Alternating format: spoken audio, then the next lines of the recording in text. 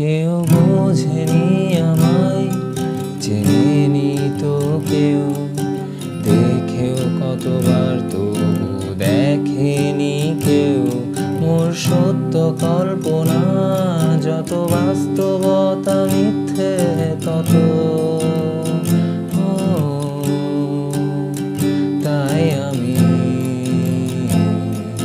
বৃষ্টি এলে পাহাড়ের চূড়ায় বসে বর্ষায় ভিজি ভাঙলে মেঘ, বাড়ি যেতে